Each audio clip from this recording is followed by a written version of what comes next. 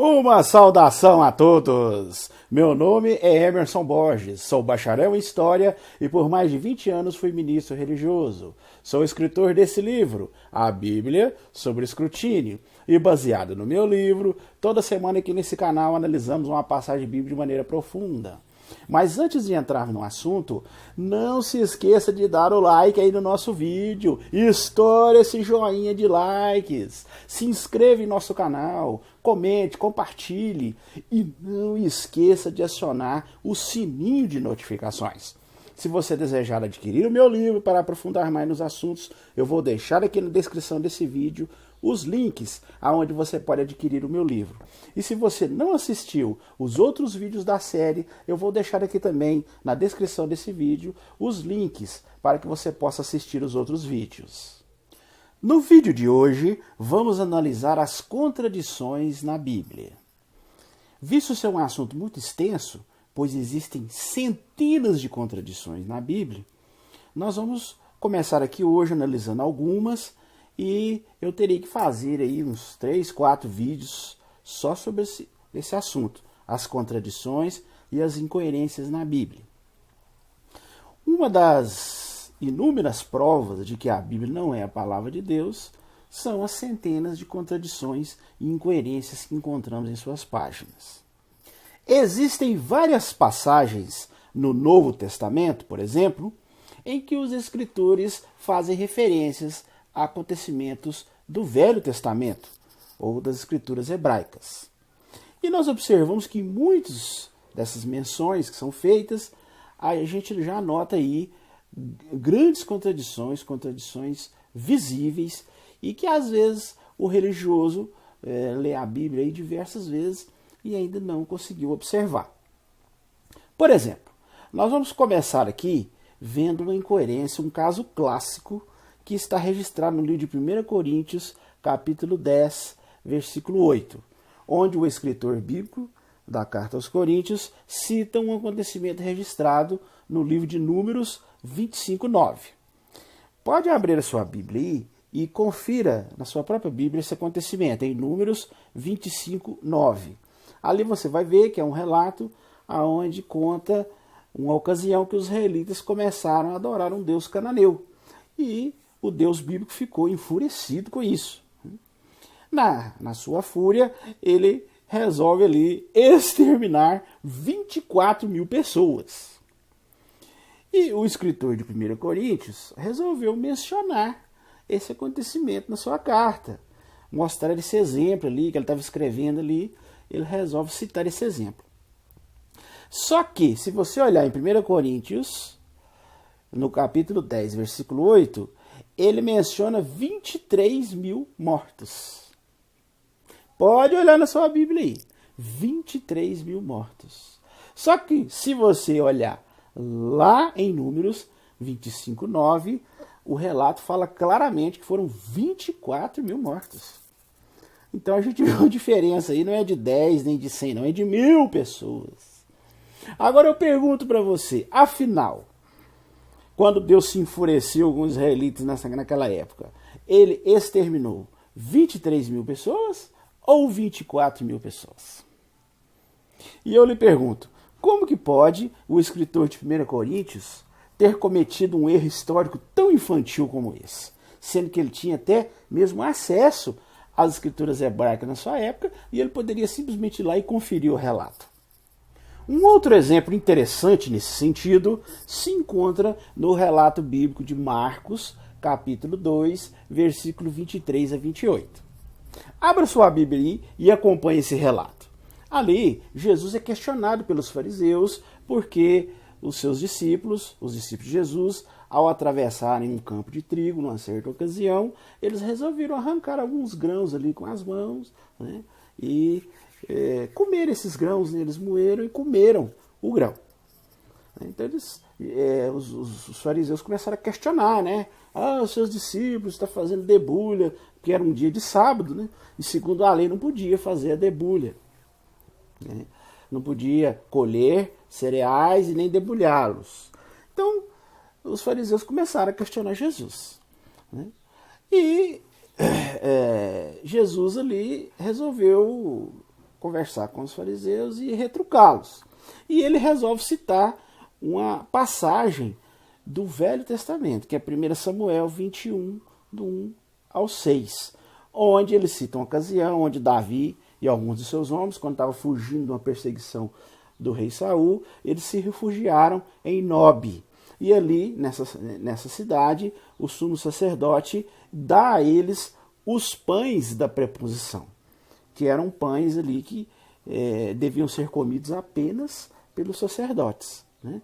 Então, Jesus cita essa passagem com o intuito de mostrar ali para os fariseus que em certos momentos de crise extrema, como no caso de Davi, que estava numa fuga, né? Eles devem que estavam morrendo de fome, né? E numa situação difícil ali. Então, eles, naquele momento de dificuldade ali, o sumo sacerdote resolveu abrir uma exceção, né? E deixou que eles comessem os pães da preposição. E aí Jesus arremata com a frase, né, que ele fala: o sábado foi feito para os homens e não os homens para o sábado. Então observamos aí realmente uma grande citação, uma citação interessante de Jesus, que é mostrando que o ser humano é muito mais importante do que rituais religiosos, né? Até aí tudo bem, né? Um detalhe interessante. Só que a questão é que o escritor do livro de Marcos, quando cita esse acontecimento, né, ele, ao citar o nome do sumo sacerdote ali que serviu os pães da preposição para Davi e seus homens, ele cita o nome do sumo sacerdote errado. Ele fala no seu evangelho que o nome do sumo sacerdote que serviu os pães da preposição para Davi era Abiatar. Pode olhar aí no livro de Marcos que você vai ver. Lá ele fala claramente que era Abiatar. Só que, se você analisar a história em si do livro de 1 Samuel, lá deixa claro que o sumo sacerdote era Aimeleque. Foi Aimeleque que deu os pães da preposição para Davi e seus homens, e não Abiatar. E não se trata de uma confusão de nomes, uma simples confusão de nomes ali, e nem mesmo podemos dizer que o sumo sacerdote da época tinha 2 nomes, porque às vezes isso acontecia, né? Porque muitos religiosos tentam, né, usar alguma desculpa, tentam dar uma consertada aí nessa situação embaraçosa. Mas na realidade não se pode usar essas 2 desculpas, porque na realidade Abiatar era filho de Aimeleque, filho. E era um fato muito conhecido entre os judeus da época ali, né? A linhagem sacerdotal era uma coisa séria, né, para os judeus. Eles tinham registro de todos os sumos sacerdotes. E o mais importante, que essa história estava ali relatada no livro de Samuel. Um livro muito lido, muito respeitado ali pelos judeus na época, né? Então, o escritor de Marcos, seja ele quem for, na época, poderia facilmente consultar ali, né, as escrituras hebraicas do livro de Samuel e saber quem era esse sacerdote, o nome do sacerdote que deu os pães da preposição para Davi. Mas, veja bem, ele erra totalmente o nome do sacerdote, né, comete um erro grave, né, uma gafe, né, podemos dizer que foi uma ridícula gafe histórica, né, sendo que ele poderia facilmente consultar a história ali, estava disponível nos registros das escrituras hebraicas. Aí eu te pergunto, afinal de contas, o sumo sacerdote da história de Davi, lá com os pães da preposição, era Abiatar ou era Aimeleque? E eu te pergunto também, como que o escritor pôde cometer uma gafe tão grande como essa? Além disso, se Deus é um ser todo-poderoso e que inspirou os escritores, quer dizer, estava orientando eles na hora da escrita, como que ele permitiu que o escritor de Marcos cometesse um erro histórico tão infantil e tão ridículo? Se você acha que eu estou inventando essa história, veja você mesmo na sua própria Bíblia, seja a versão que você tiver. Abra sua Bíblia, leia primeiro o relato de Marcos, capítulo 2, versículo 23 a 28. Ali você vai observar claramente, né, o escritor do Evangelho de Marcos registrando ali, né, esse acontecimento, e ele cita o nome do sacerdote errado. leia lá em Marcos e depois você vai fazer a comparação com 1 Samuel 21, de 1 a 6. 1 Samuel, capítulo 21, versículo de 1 a 6. Então você vai ver claramente, né, que em Marcos, o sumo sacerdote é citado pelo nome de Abiatar. Só que no registro original, lá de Samuel, ele é chamado de Aimeleque. Mas as contradições da Bíblia não param por aí, não. No próprio Novo Testamento, nós temos ali 4 registros, 4 biografias da vida de Jesus, chamados de evangelhos. Conforme eu já expliquei aqui em outros vídeos, na época existiam centenas de relatos da vida de Jesus, centenas de evangelhos. Só que, a partir do Concílio de Nicéia, em 325, o imperador Constantino começou ali a tentar separar alguns evangelhos que se alinhavam melhor, com a ideia predominante na época, e com o apoio do Império Romano, os evangelhos considerados, que foram considerados na época canônicos, esses foram preservados pelo Império Romano e hoje nós temos aí nas nossas Bíblias, todas as versões desses 4 evangelhos que foram preservados, o imperador pagava lá os melhores escribas para copiá-los. Então temos vários manuscritos e cópias desses evangelhos. Já os outros que foram descartados na época, por uma questão política ali, da ideia predominante na época, eles foram se perdendo, porque o Império Romano não se dedicava em copiá-los, em preservá-los. Por isso, esses 4 evangelhos hoje são os que contam a história de Jesus. Mas, como eu já disse em outros vídeos também, diversos outros evangelhos que se perderam com o tempo, graças a esforços da arqueologia, vários arqueólogos têm encontrado manuscritos da época que foram preservados, e eles têm encontrado vários relatos diferentes desses evangelhos que conhecemos hoje, como o evangelho de Maria Madalena, o evangelho de Tomé, o evangelho de Judas, e muitos outros. Então, aos estudiosos analisarem esses evangelhos, a gente encontra versões totalmente diferentes desses evangelhos considerados os oficiais, os canônicos. Mas mesmo nesses evangelhos que foram previamente separados, escolhidos na época, por ter uma mesma linha de raciocínio, nós observamos contradições enormes entre eles, mesmo nesses que estão hoje nas Bíblias atuais. Por exemplo, eu vou citar aqui alguns exemplos de contradições nos próprios evangelhos, porque visto que os evangelhos contam a mesma história, que é a história de Jesus, existem vários relatos que são paralelos. Um evangelho conta o relato e o outro conta o mesmo relato. Então, ao compararmos esses relatos paralelos, que relatam a mesma história, o mesmo evento, nós observamos contradições enormes. Veja um exemplo aqui. Vamos começar com o exemplo que está registrado no Evangelho de Marcos, capítulo 14, versículo 12. Se você tiver uma Bíblia em casa, você pode abrir e você vai acompanhando aí, você vê com seus próprios olhos essas contradições nos evangelhos, nos relatos dos evangelhos. Nesse relato de Marcos 14, 12, fala claramente, o escritor de Marcos diz que Jesus foi morto no primeiro dia dos pães não fermentados. Olha aí para você ver. Marcos 14, 12. Jesus foi morto no primeiro dia dos pães não fermentados.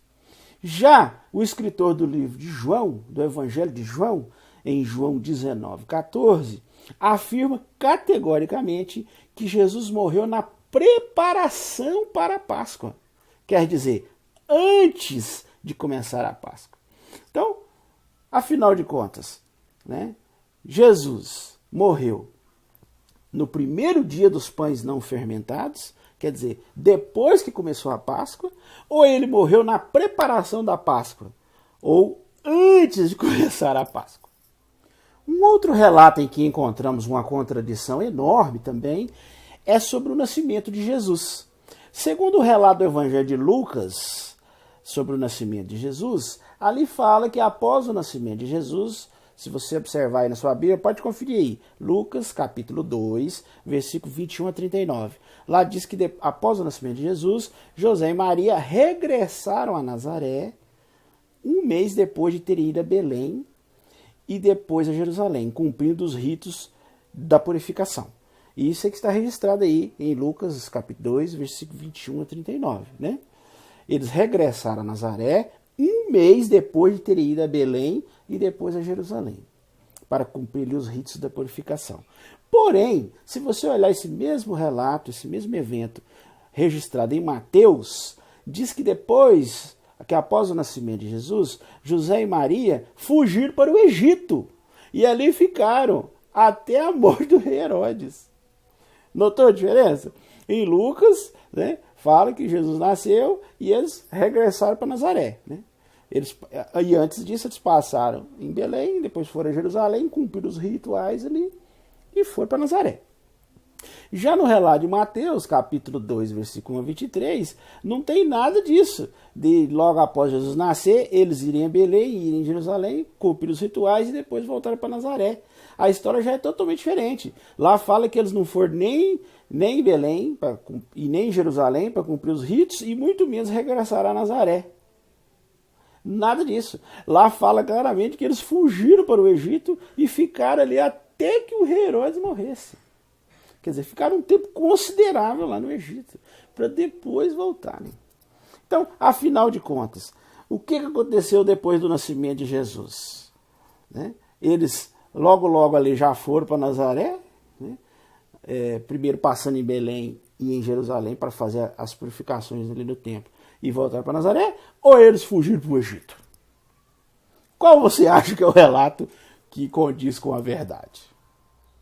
Uma outra passagem interessante, onde observamos uma contradição clara, está no Evangelho de Mateus, capítulo 8, versículo 5, onde conta a história que Jesus, entrando em Cafarnaum, é abordado por um oficial do exército, que ele está ali desesperado, porque um servo dele está doente, e ele suplica a Jesus que vá lá e cure esse servo dele. Só que o relato de Lucas, capítulo 7, versículo 3, que conta essa mesma história, né, lá fala que o oficial do exército enviou os anciãos dos judeus para pedir que curasse esse servo. Notou? Pode olhar aí na sua Bíblia aí, ó. Mateus 8,5 diz que o próprio oficial chegou pessoalmente e pediu para ele ir lá curar o servo dele. Já em Lucas 7,3 diz que ele pediu que os anciãos fossem lá, e os anciãos foram lá, né, para fazer esse pedido para ele. Afinal de contas, foi o oficial do exército que falou diretamente com Jesus para curar o servo dele, ou foram os anciãos que falaram através desse oficial?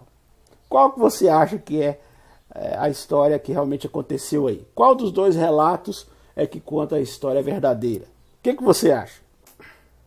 No relato de Mateus, capítulo 20, versículo 20 a 21, fala claramente que a mãe dos filhos de Zebedeu, né, que era a mãe de 2 dos apóstolos que Jesus havia escolhido, ela começou a prestar homenagem a Jesus e começou a fazer um pedido para Jesus, pedindo que Jesus desse uma posição favorecida aos seus filhos quando ele estivesse no reino, né?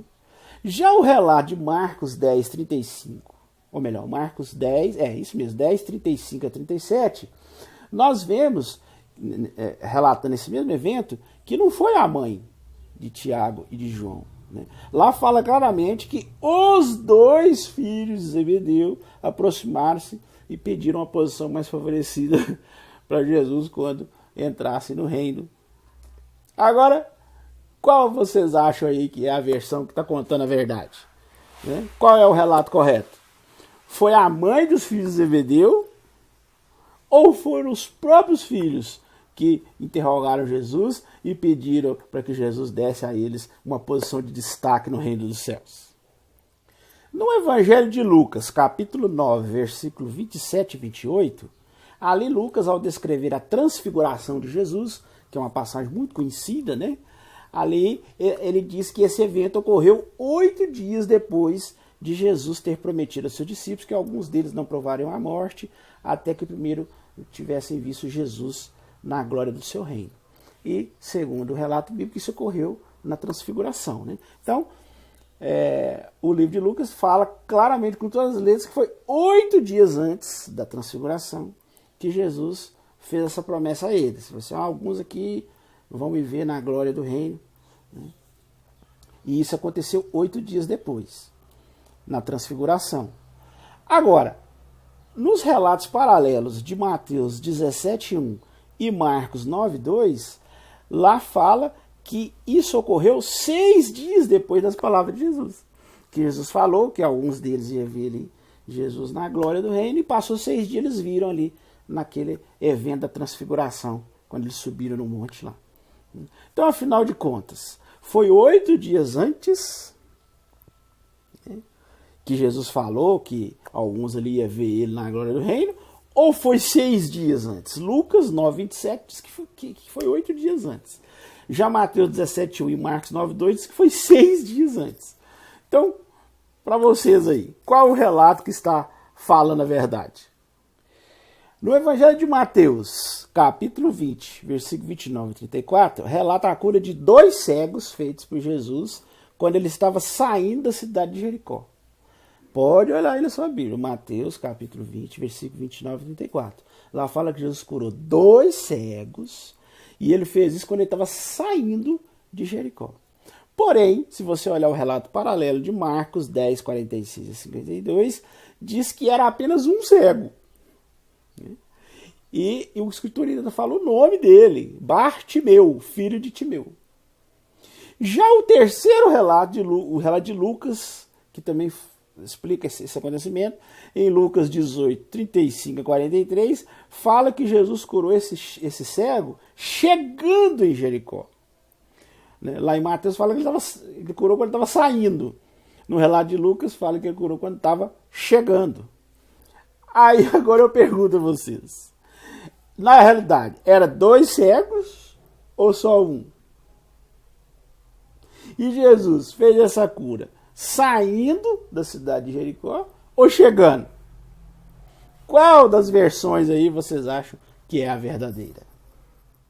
No Evangelho de Marcos, capítulo 15, versículo 38, diz que após Jesus dar seu último suspiro e morrer, a cortina do templo se rasgou em 2, né?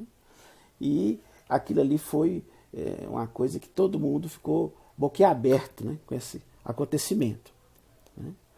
Agora, veja bem, o relato deixa claro que a cortina do templo se rasgou depois de Jesus morrer, né? Depois, olha aí, Marcos 15, 38. Após Jesus dar seu último suspiro. Mas no relato paralelo de Lucas 23, 45 a 46, a cortina do templo se rasga antes de Jesus morrer, enquanto ele ainda estava vivo. Afinal de contas, a cortina do templo se rasgou antes de Jesus morrer ou depois que Jesus morreu? Qual relato você acha aí que está dizendo a verdade? No relato de Mateus 21, capítulo 21, versículo 17 a 19, Jesus amaldiçoa uma figueira depois que ele sai do templo e ela seca imediatamente, depois que Jesus amaldiçoa ela. Mas no relato paralelo de Marcos, capítulo 11, versículo 14 e 15 e depois o versículo 20, Jesus amaldiçoa a figueira antes de entrar no templo. E ela seca um dia depois de Jesus ter amaldiçoado ela. Então, afinal de contas, essa bendita dessa figueira foi amaldiçoada quando ele estava saindo do templo e imediatamente ela secou, ou a figueira foi amaldiçoada antes dele entrar no templo e ela demorou um dia para secar.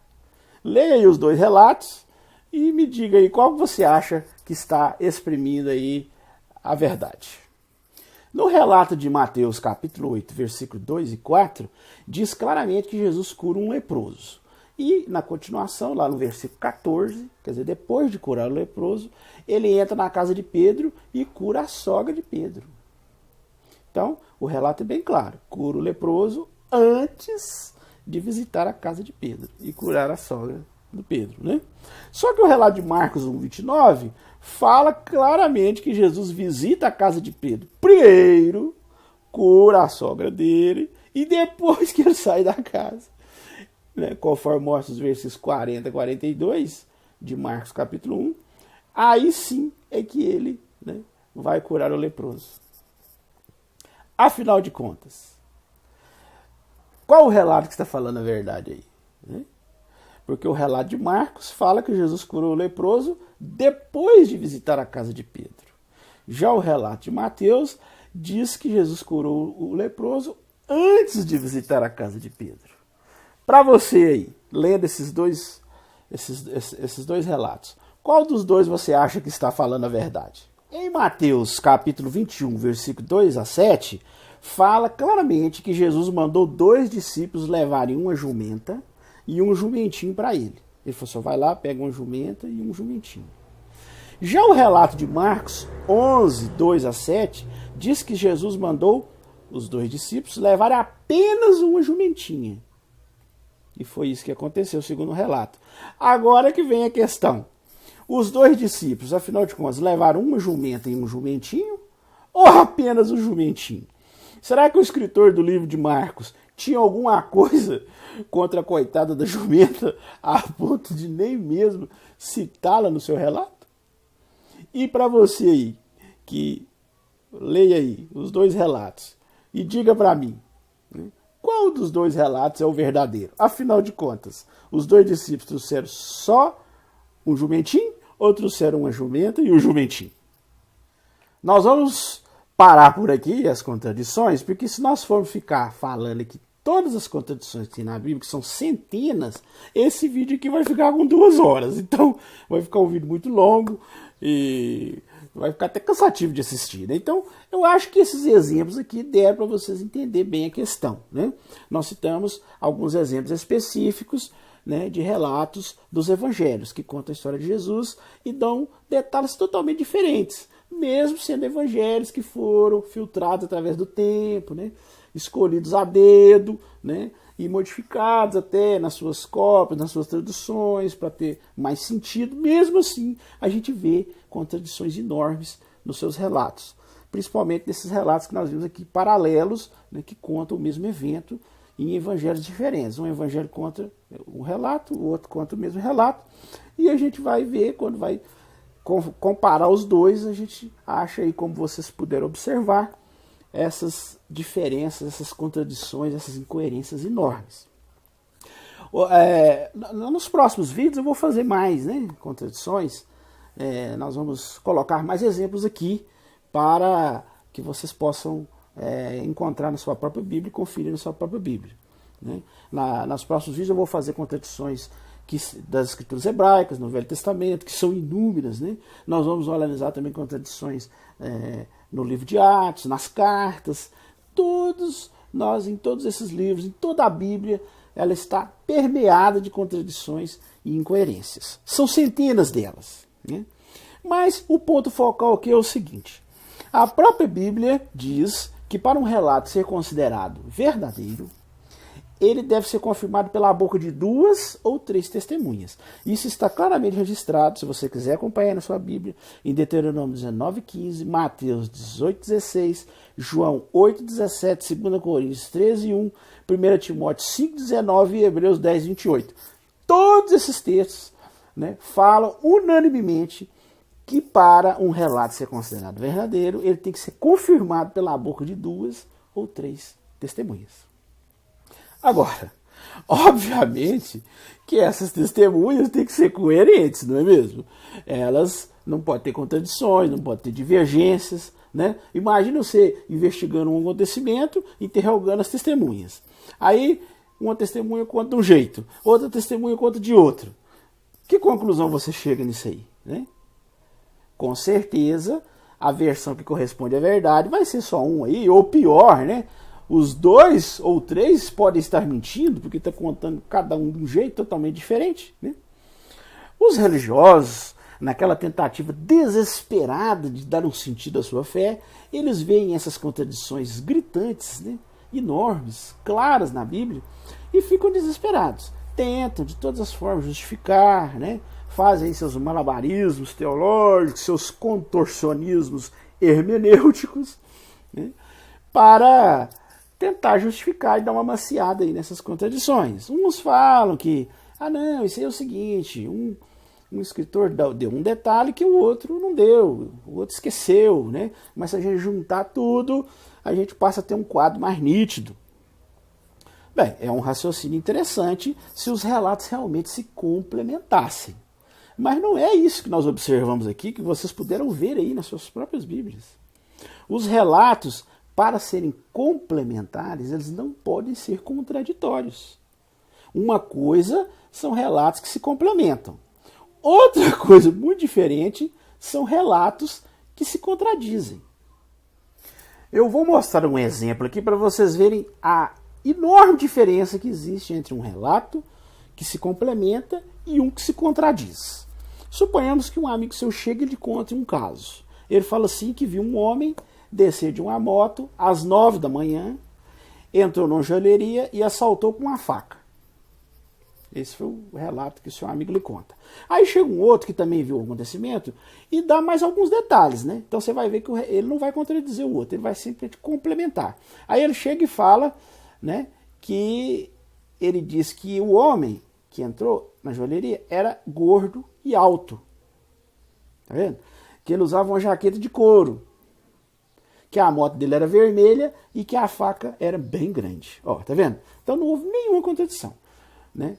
A base do acontecimento foi o mesmo. Simplesmente um deu detalhes a mais que o outro, talvez por distração ou por ter esquecido na hora, não citou. Né?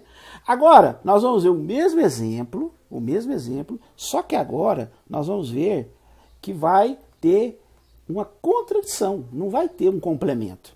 Né? Vamos ver esse mesmo exemplo. Agora, nós vamos ver esse mesmo exemplo, mas já tendo uma contradição. Então, um colega fala que viu um homem alto e gordo, usando uma jaqueta de couro, que desceu de uma moto vermelha, às 9 da manhã, entrou na joalheria e assaltou com uma faca. Esse é o relato. Aí o outro chega e fala para você que na realidade não era um, era dois, que eles eram magros e baixos, né? Que eles usavam blusa de lã e desceram de uma moto azul. E era 7 horas da noite. Né? Então vocês observaram a diferença? Né? Nesse segundo exemplo, não houve um complemento. Né? Muito pelo contrário, foi totalmente contraditório. Né? Um falou que o homem era gordo e alto, o outro falou que era magro e baixo. Um falou que a moto era azul, outro falou que a moto era vermelha. Um falou que foi 7 horas, outro falou que foi 9 horas. Um falou que foi com a faca, outro falou que foi com um fuzil. Quer dizer, histórias totalmente contraditórias. Né? Vocês conseguiram perceber a diferença de uma história que se complementa com uma história que tem uma contradição, né? Uma contradição enorme?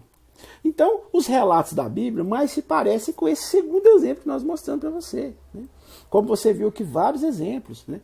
Um relato fala de uma pessoa, outro fala de dois, outro fala que foi entrando na casa saindo, outro fala que ele fez o milagre que Jesus, por exemplo, quando nós analisamos aqui, depois que ele nasceu, como nós vimos, foi para o Egito, outro já fala que não, que eles foram para Nazaré, quer dizer, totalmente contraditório. Né? Nós observamos vários relatos aqui que, diferente de se complementarem, como dizem os religiosos, são totalmente contraditórios. Então, eu digo para vocês, né, com toda sinceridade, como que pode um livro que se diz inspirado por Deus, que teve a orientação de Deus, que Deus orientou, estava acompanhando ali, né, a escrita de um livro desse, como que Deus poderia ter deixado que os escritores cometessem essas contradições, essas incoerências, esses erros grotescos, né, ao relatar essas histórias? Além disso, essas histórias, nós conseguimos descobrir essas contradições porque são histórias que têm dois relatos contando a mesma história, né? Relatos paralelos. Então aí a gente facilmente consegue perceber as contradições e as incoerências na história. Mas e as histórias que não têm relatos paralelos, que têm só um relato? Quem garante que esse único relato está contando a verdade? Quem garante que se não tivesse um outro paralelo, ou que fosse preservado um outro relato paralelo, ele também não traria uma versão totalmente diferente? Então, gente, diante disso tudo, né, diante de todos esses exemplos que nós vimos aqui, uma pessoa sincera e honesta, olhando dentro da sua própria Bíblia, não tem como fugir dessa realidade. A Bíblia não é um livro inspirado por Deus. A Bíblia é um livro escrito por homens. E homens como eu, como você, homens falhos, né? E homens que escreveram relatos muito distantes uns dos outros, né? E cada um relatou conforme a lenda, o mito estava circulando ali na época, né? E cada um relatava a sua maneira, né? E como a gente sabe, né, mitos e lendas, através da transmissão oral, vai passando os anos, aquele mito vai crescendo, aquela lenda. Então, quando eles colocaram por escrito, é isso aí que vocês estão vendo aí, é isso aí que nós observamos, essa bagunça, né? Essa salada, né? Essa confusão total nas histórias, né? Sem nenhum sentido, né? Um conta de um jeito, outro conta de outro totalmente diferente, né? Contradições e incoerências enormes. Né? É uma prova clara. E olha que nós vimos aqui apenas alguns exemplos, né? Porque se eu for mostrar todos aqui num só vídeo, nós vamos ficar o dia inteiro mostrando exemplos de contradições e incoerências. Então por hoje nós vamos ficar com essas. E eu prometo a vocês que num próximo vídeo nós vamos analisar mais contradições e mais incoerências na Bíblia. Ok? No mais, reforço o convite aí para vocês se inscreverem em nosso canal, né? Acionar o sininho de notificações, porque sempre que a gente subir um vídeo novo, você será notificado. E desejo a todos uma boa semana, né? Felicidade a todos e até o nosso próximo vídeo.